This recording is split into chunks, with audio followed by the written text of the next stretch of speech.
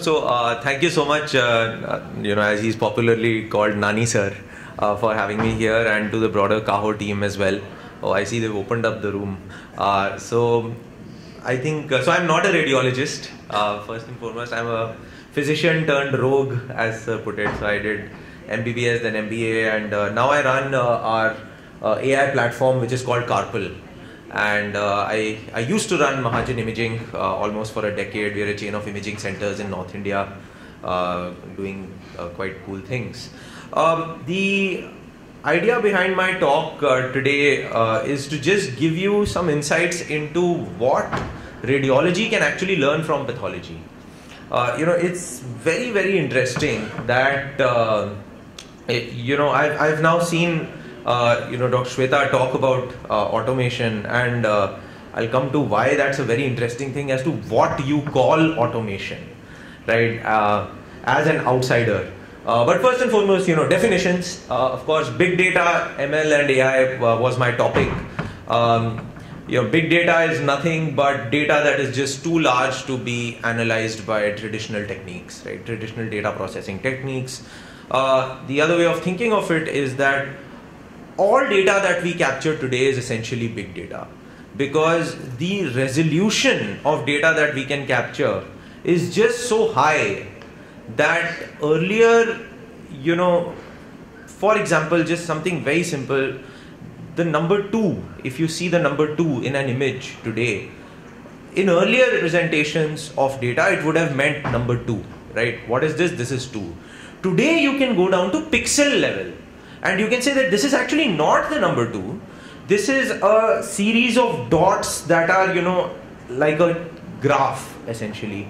So that then starts becoming, you've taken a representation, it's a very simple thing like number 2, and made it extremely big data where you've gone to the actual handwritten, curvature and all those things. So that's what essentially big data means. Because we have the ability to store all of this data today, it has just become impossibly hard to process these, and hence big data. That definition is also changing, and I'll come to that in a second. Second is machine learning. When machines learn things, that's machine learning, essentially. And when you apply that learning to stuff that humans do, it becomes artificial intelligence. So, these are my own kind of crazy definitions that I've created, but machine learning is teaching a machine to do something, and when you teach it to do something that typically humans do, AI, right? But the coolest definition of AI and ML and automation and all those things actually comes from this thing called the Tesler's law, which I found on, of course, Wikipedia, which says AI is whatever machines can't do yet. And I will now extrapolate it to saying automation is whatever labs couldn't do yet. So when ma'am was saying, automation, in labs today, automation means the whole robotic, track system. For me, from a radiologist background, even the process of putting blood into a machine and getting out a number is the epitome of automation, right? Because 20 years ago, or 25 or 30 years ago, when the Roches and Siemens and Abbotts of the world didn't actually have these, amazing machines, you would have some person, we've all done it in our biochemistry lab, where you put in like 3 reagents and then you put it into a photo spectrometer or something, or you get a color and colorimetry and all that stuff. That is what is happening inside these machines, yeah. But we don't even call it automation anymore, right? Automation is the process of now, these, if you think of it, it's a relatively less complex thing compared to what is happening inside the machine, where the samples are going around. So I find that very interesting. And the other analogy I like to use is of calculators, right? Our simple accounting calculator.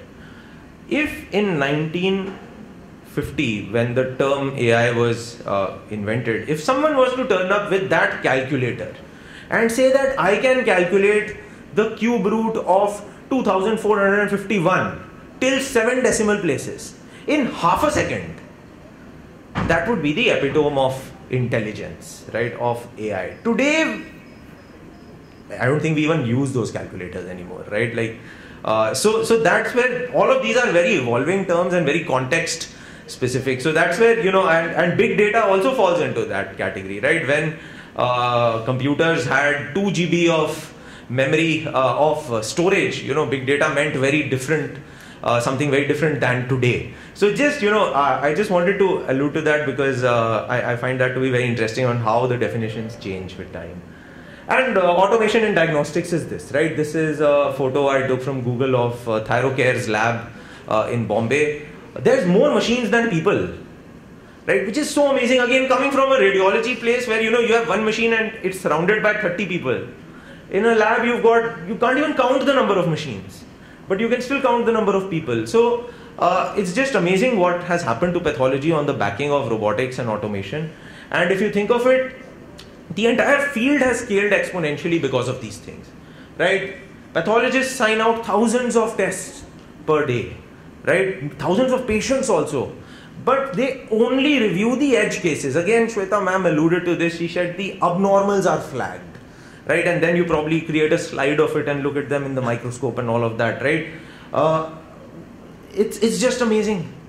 That's what has led to the democratization of blood testing, right? Where every street, almost anywhere in the world, you will have a path lab of some sort, right? And that's again so beautiful because it's all on the backing of robotics and automation. And those Roche E411 machine having, like, you put in a sample and magic happens and you get out a number on the other hand. So that's and I don't think many pathologists even understand what is happening inside because they don't need to, right? Which is the whole debate that's now going on in the radiology world, right? Where it's remained largely unchanged, right? Radiologists, and since I run a radiology company, I can say radiology is nothing but a glorified Photoshop, right? People come to us, we use extremely expensive machines to click pictures of these people. We have extremely smart people looking at those pictures, and eventually everything that they have in their brain, they write on a piece of paper,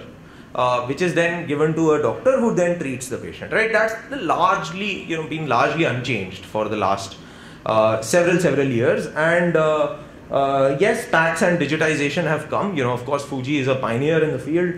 Radiologists still see all scans, right? The whole idea of radiologists not looking at images is foreign right now. If I go somewhere and I say that, it is a point in future where that might happen, people are like, "Ye pagal ho gaya," right? So that still happens, but it is a fixed cost business where actually automation has a huge role to play. And I always use the example of mammography. There are clearly more women in India above the age of 40 than there are mammo machines in this country, right? Mammo is used for breast cancer screening. Every woman above the 40 needs to get a mammo done. But most mammo machines in India are also lying empty. And whether you do 10 scans a day or 100 scans a day, the cost is the same. Because you just need that one or two technicians and that one machine. You've paid Fuji, a lot of money for that machine. So now, but they're still empty. Why? Because there's a radiologist that you need to look at each mammo, and that radiologist is busy doing other more important things like, stroke screening or, cardiac imaging or bowel and abdominal imaging and all that stuff, right? So it's very interesting, and radiology needs this stuff, but it's been largely unchanged till deep learning came along. So what is deep learning, right? Everybody talks about it. I thought I'll spend just a minute or so explaining what it is. It is essentially supervised learning. So it's also the way our brain does certain things, but for a very simple way, if you were to teach a computer to recognize each of these digits, will this work? No. So to recognize each of those digits, right? So 5, 0, 4, 1, 9. You can teach a computer in two ways. One way is that you start telling the computer that, okay, if you see something that is like a circle, that is 0.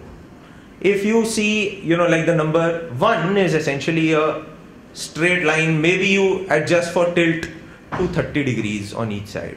The number 4 is one small line, one big line, and then one horizontal. Like we teach kids, right? Like what does number 3 look like? You make 3 lines, you make one lamba line, and it becomes the number 3. That's one way of teaching a computer. That is the traditional machine learning approach, image processing approach, where you characterize features of these, of your whatever it is that you want to teach the machine, and the machine learns those features.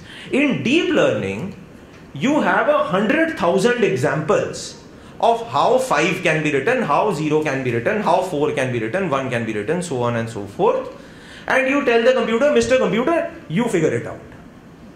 I don't want to tell you what 1 looks like. I will just tell you that these are 100,000 ways that human beings write 1.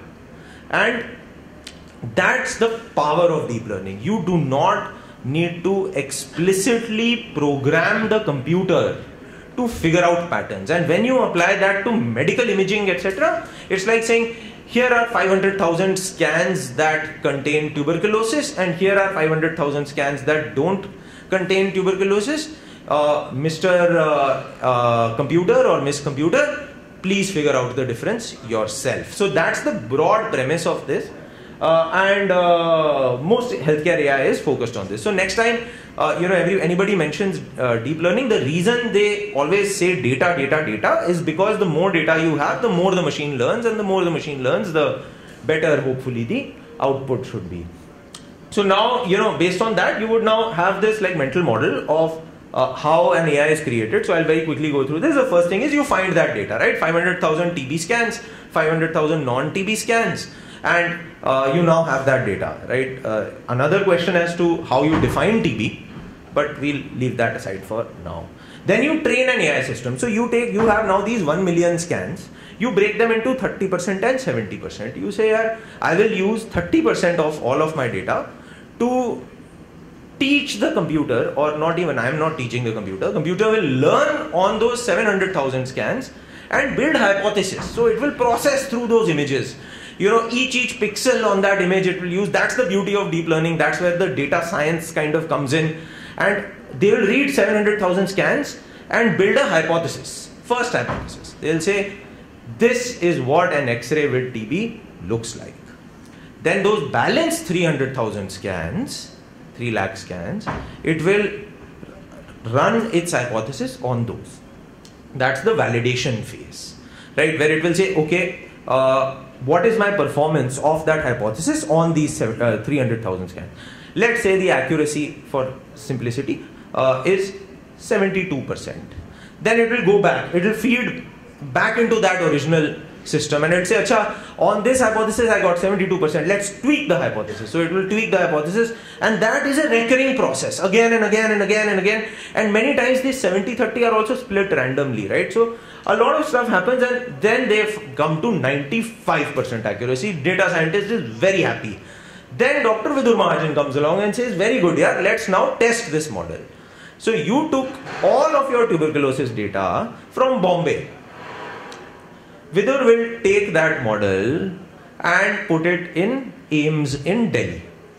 And see, let's see, does it work here? AIIMS has a different X-ray scanner, different patient population, different radiologist, different definition of TB, for all you know. So this is how the process works. Then you test, you'll realize it's 80%, you go back to finding more data and training and validating, and this is how essentially the whole world of deep learning works today. I'll quickly go through some examples of radiology. The idea of today was, of mine is just to open up your mind on these things. Radiology is very simple, right? We start from patient scheduling. Somebody calls us up, as I said. Then we acquire the image. Then there's some kind of post-processing analysis that is done to that image. And then the radiologist, the holy grail, is the diagnosis, right? So we start with patient scheduling. There is some work done from Mass General Hospital. The biggest problem in radiology is actually none of this. It's patient waiting time. You have screaming patients outside giving you bad Google reviews. So what if you could predict appointment delays? Right? It would be so much fun. So that's what these guys did at Mass General. Again, you have so much data, you parse it through an algorithm. Algorithm will tell you this type of patient is going to be delayed. Then predicting scheduled hospital attendance. This becomes very interesting in areas where insurance is actually all pervasive, because patients have no incentive to actually show up for their test. So based on patient profiling, can we predict whether a patient will show up or not, right? These are very, very administrative, non-clinical, but useful applications of AI. Then we go on to image acquisition. This is amazing, right? This is GE's automatic MR protocolling system, right? Again, typically you need a very good tech. When auditors come to audit for NAVH, they will interview the tech, and then the best techs are those who produce the best images and all of that. But How can that change? It can change by, what if the entire process of acquiring an MRI scan became automated, right? So this is GE's product around that, where they're starting with brain MRI to say automatic brain MRIs, and number of benefits of this. This is another concept. This is called super resolution. Can you take an existing image and give it even more information than what it gives already? So this is some work out of Stanford, where they showed that you can take a 3 Tesla MR image and produce a 7 Tesla like image out of it. Very controversial topic right now in our world, right? Again, super resolution, another example from Stanford. This is for CT scan. Again, a GE example. GE got the world's first ever FDA approval for low dose imaging using AI, right? So how can you take AI and make a low dose CT scan into a standard dose CT scan, right? This was some work we did, absolutely crazy, where we tried to take a CT scan of the chest and create a PET scan from that CT scan, right? This was a technique called generative adversarial network. So we use that, and so the image on the left is a CT, the center image is a true PET scan, and the image on the right is a synthetic PET scan, right? So we've generated that from that. More examples. Magically it works, but it's just too difficult to prove that, because you're taking anatomical image and trying to get functional information out of it. But just as a proof point of the technology itself, right? Many of us got converted to the dark side of deep learning when we saw these results. Another couple of examples of that. This was another crazy thing we did. We presented this at the European Congress of Radiology, where we created diffusion images from T2 weighted images. So MRI, you have to typically run multiple sequences, and it's a long, painful kind of process for the patient.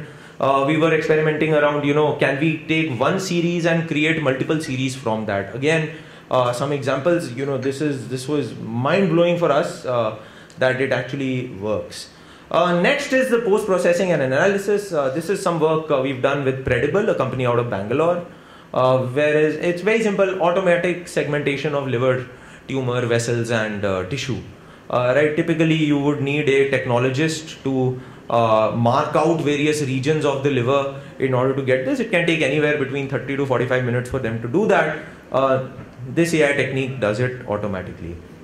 Then this was for lumbar spine stenosis, automatically figuring that out, diameters, etc. So these are all segmentation things. These are all things that are not diagnostic in nature, but assist in making the diagnosis, right? So if somebody was to do this, they'll probably save a couple of minutes or a few seconds every scan. Again, this is for multiple sclerosis. Some work we did with a company out of Spain called Quibim. Very painful for radiologists to mark out each lesion, figure out the volume, especially over time. So you can do it automatically as well. And then comes the holy grail of diagnosis, where this was work we did with GE that was presented at SIM. Automatic pneumothorax detection. Pneumothorax is a critical finding on the chest. This was actually, we helped GE get their first ever FDA approval for on-device AI. That was their X-ray scanner. You take the X-ray, it will immediately tell you is there pneumothorax there or not. It will also classify it into small and large, right? So very cool science, and I'll come to why we don't see these every day in our life in every hospital as well. This was our work in the Lancet with Cure.ai. This is kind of our pride and joy of our team. Automatically detecting critical findings on head CT scans, first paper ever on AI in the Lancet. Amazing performance, AUCs were through the roof. It creates like automatic reports. Now the company is extremely mature, very, very good. Some examples. But it missed, one case. Out of a test set of 490, it missed a intracranial, it labeled an infarct as a bleed, right? So which is the opposite, like you should never do that. The thing here is, the interesting thing is, this was only one mistake, right? All the other cases were amazing performance. If this was clinically deployed, and if this was in a test set of 490, if this was the 490th case, by the 489, you trust the system. Yeah, you're like, every time it's been right. And then the 490th case, you go by the AI output, and it can be catastrophic, right? So this is one of the things that we push for, is extensive validation on, like, which is again from the world of pathology. You guys are used to validation and coefficients of variation and all those things. This is case prioritization example from a company called AI Doc, as Nani sir mentioned. You group all the abnormals together, read them first, so on and so forth. This was a system we ran at Mahajan Imaging, where every X-ray was automatically read. Any discordance between AI and human reads were flagged on a dashboard, and then they were read by a senior radiologist, and essentially you could do QA on the fly for 100% of cases. Right now we do this namesake kind of secondary review, where we send cases to another player. It's kind of very useful. So but here you could actually run it on 100% of cases, and now we're seeing a lot of traction for such products in teleradiology companies. So we found 12 cases with missed findings, which were which would have otherwise not been picked up. So they were luckily not clinically relevant, but still they were missed findings. So this is again similar work for CT scan lung nodule characterization into benign malignant. Again, needless to say, the AI outperformed the radiologist. Again, normal, abnormal, just a lot of work. This is the entire ecosystem of companies that were only present at RSNA 2021 3 months ago, right? It's impossible for you to reach out to all of them, and these are only the ones that were there. There's 400 other companies that were not there, right? And they are all coming into this workflow, that I described: patient, then coming to a camera, then the image generated, etc. They are all coming in a very, very fragmented manner, right? And it's very difficult to assess, integrate, as Rajiv also put it, very, very difficult to manage so many different solutions. Imagine, again, using the pathology analogy, imagine you are not dealing with an Abbott, but for every test you have to deal with a different company, right? It would be impossible. Like, how do you even manage it commercially? Technically, there is a second challenge, right? So, because there's niche solutions, somebody is doing chest, X-ray, TB, second company is doing liver, CT, tumor, third company is doing prostate, MRI, tumor segmentation. So, very, very, very, and incrementally gainful, right? It's all the use cases I showed, technologically great, but their utility is minimal, right? How do you kind of merge all of this into one, right? And how can you get radiology's lab medicine moment, where one radiologist signs out thousands of reports? Apparently some people are already doing it, but how do you sign it out properly? You can run multiple AI systems on the same study. So if tomorrow we start doing 100 mammograms on a mammo machine with one radiologist who is doing other things, but each of those mammos, you run them through the world's top 3 AI systems, and when all 3 say the same thing, that there is no cancer, all 3 are FDA approved, do you really need a human to look at those scans? That's a question, right? And thereby, can you get that radiologist to sign out 100 reports but only look at 10? So we'll see. And then you can get to zero switching cost, and there can be an algorithm rental business model. Maybe tomorrow, Fuji just gives you the mammo for free and says, I'll bill you on number of AIs that you use, right? Which is what happens in pathology, right? Except the TLA space. So that's what we are building. Basically, we are building this unifying middle layer, which is called Carpal. You take AI into clinical workflows, you take data and run clinical trials, taking the data back, and we are already the world's largest AI marketplace. We have a full testing suite, etc., so forth. These are all the players that we work with across the world. This is our developer ecosystem, all the AI developers, those are healthcare providers. We are lucky we're used by the likes of Mass General, Stanford, all these amazing places. We rely heavily on partnerships with companies such as GE, Philips, Siemens, Fuji, so on and so forth. The clinical automation is just one piece, right? You can also go beyond. How do you predict outcomes? How do you predict prognosis?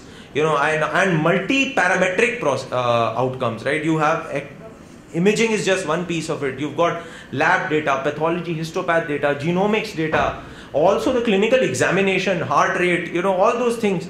And how do you predict the outcome? How do you do precision medicine? What medicine to give, etc. All of that is possible only if you have a single parallel kind of IT stack to handle all of this. And of course, integrated diagnostics is there. My final word would be, all of this is fine.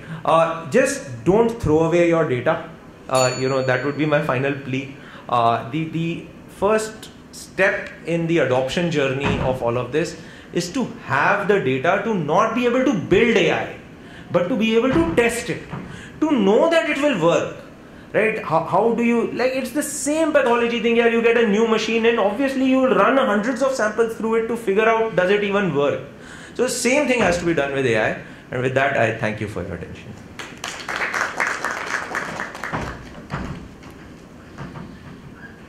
Thank you, Vidur. I think he deserves a bigger applause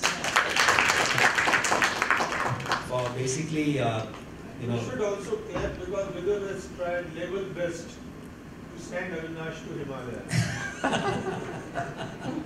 No, sir, send Avinash to Himalaya so that he sits there on a laptop and goes approve, approve. So right now I'm approving only leaves, okay? Right now. So thanks, Vidur. I think the session, interesting speakers.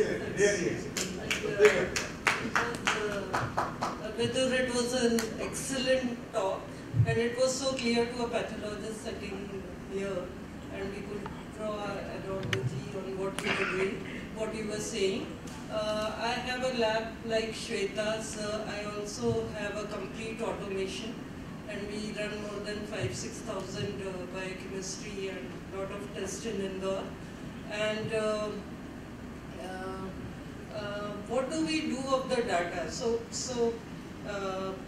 pathology, you generate a lot of values, and they are just numbers. Is it going to help in future some way? Otherwise, it acquires a lot of storage space. No, sure, ma'am. That's a very valid question. Why store the data, right? Everybody is saying that. So there's a few things you can do with it, ma'am, especially on the lab side. The first thing is just disease, normal value prediction, or not prediction actually, understanding for your own population what is the normal, right? I understand that there are few books, I don't even know the names, that labs use as reference standard. But are they actually applicable to the Indian population? I'm sure, everybody has their view on this, that, the hemoglobin values, the various other values. So the first is that, which is a very researchy angle. There are also commercial benefits to it, right? The first and foremost being that you can, based on clinical parameters, you can do some very simple things. So I always tell, people that how do you know that your customers are only choosing your lab for all their tests, right? So with the advent, and this has nothing to do with deep learning or anything, but with the advent of the likes of 1mg.com and Pharmeasy and all of these aggregators, there is this threat in lab people's minds, especially the outpatient labs, that what if these guys take our patients away, right? So for that, the question you have to ask is, how do I know that my patients are not going to them? Because we all believe in customer loyalty and all that. One way to figure that out, and this, ma'am, I'm just pushing your thinking. One way to figure that out is to see how many patients did I do for HbA1c, for example. How many of them have raised HbA1c, and how many of them come to me every 3 months for their HbA1c. If you're observing a trend that there is some patient over the 3 years, every 3 to 6 months they've been coming to you for HbA1c, but now for the last 6 months they've not come. That means you lost that patient to someone else, right? So then you can start building cohorts of such patients who trusted you in the past but are now not coming to you. Then there's also this other phenomena of patients who come to you for the complex tests, but not for the CBC kind of tests, which are actually the high margin tests, and the complex ones are the low margin tests. So you're losing out that revenue. Again, you can analyze your data and try to see, okay, earlier, 5 years ago, this family, because labs are actually the customer is not the patient, it's the family. These families were coming to me for a certain number of tests at certain frequency, but now they only come to me, they never get their preventive health check done from me. They're getting the other stuff. When they get dengue, malaria, they're coming to me for their test. So, but you'll only be able to arrive at these insights, ma'am, if you have the data. And then there's this whole world of working with pharma companies to help them figure out ki dengue aaya kya? When will it come? Which part of the country has highest, breast cancer? Which part of the country has highest diarrhea? Can they actually focus their marketing activity? It's a question mark kind of application, but it exists, ma'am. But it will only be possible if we have the data to play around with longitudinally. Thank you so much. I'll take one question each. I'll add something. Sir. What Vinita asked, I'll say there is in pathology there are two segments. One where Shweta is working, that is in-house, and one where there is out. Now, availability of data, supportive data, is less with Vinita and more with Shweta. And in these conditions, we have to go phase-wise. If we are clinico-pathologically correlating and collecting the data, the story will be different. Correct. Suppose I'm working in an in-house and my ICU is treating a sepsis case and I'm sent PCT every day. Yes. We can have the different kind of data, and AI can build up a different kind of data, total data. Correct. And this data can be very well utilized to develop some kind of a concrete solution, segment. Yes. Even with the smallest test, as you said, CBC, with dengue, you have said CBC and dengue, I'll say there is a possibility those machines which are generating LUC, that is a large and differentiated cell, there is a wonderful correlation coming, which I just observed last year in a dengue dengue season of last year, that there is a wonderful correlation with the LUC going up and going down, and it is correlating with the platelets. So this data in pathology will be having two phases. One phase to establish with clinical and then to interpret. Correct. I think. Correct. Correct, sir. Correct. No, absolutely, sir. The way I like to position that is that there is incidental data and then there is data that we go out and capture. Right. Right now, most of us, even in hospitals, the reason they are able to get those, multi-parametric kind of data point or clinical correlation is incidental. It's not like, systems are designed to actually, contribute to a single patient record or something. But the way I try to think of it is that, the chai is only as sweet as the sugar you put into it. Right. So, for example, again, taking a business view on this, if we realize that, let's say we want to build a system where we say that I want to know whether there'll be a hospitalization in a particular family, right, for whatever reason, we can call the person up every 3 months and ask, are you okay? We don't do that, right? None of us actually, because we're very apprehensive. Number one, we are very apprehensive. Second, we are very busy, right? But just that one call from us to say, I am Dr. Vinita speaking, are you okay? The patient is sold to you for life and you get the data also. So those are just, interesting ways. But that is what the 1mgs, etc. of the world are doing. Thanks. So I think we can take this over. Please, yes. Shweta, one quick one. It's a wonderful presentation and your passion sees, you can see through your presentation. And I think coming from that, I think what the problem is, data is true. One is your own local data. What do you do with the local data? Which on an average, most people don't know what to do with it. We are busy, we don't know. But there's also been data being collected now at a country level. If you look at the UAE, What they've done is they've introduced a system which is known as the Malafi system. That means all the hospitals connect into it, and your data is now collected at a country level. Wow. There are two benefits of it. That means I, as a patient, don't come to you, get an X-ray, then I go to him, get an X-ray, and keep on doing it, and you overburden the system. At the same time, you're consolidating the data across, which will come to your point where you say validation of local data is your reference ranges, which we've never been able to do in pathology. So I think as a country, we need to do something which we're doing for PCR. But we also need to do it for other parameters, because I think that's where it's coming. I have a data, I want to give it to you. What do? I can't do anything myself. Can I send this data somewhere? And I think that is where the data at a country level, at a local level will be needed. Thanks. I think to summarize the whole session, Japan does it. They have 2 data centers in East and West Japan, which are protected by earthquake-resistant data centers, which carry the entire, I would say, digital currency of healthcare of Japan. And National Digital Health Mission, Ayushman Bharat, is also one way looking forward. This is something called as real-world evidence. I'm sure next time, if we have the opportunity to come, we'll talk on real-world evidence, where everyone is using this data for drug discovery and vaccine discovery, as well as for insurance purpose, and it's called population health management. So thank you very much. A very enlightening session. Thank you all for the speakers and everybody. Thank you very much.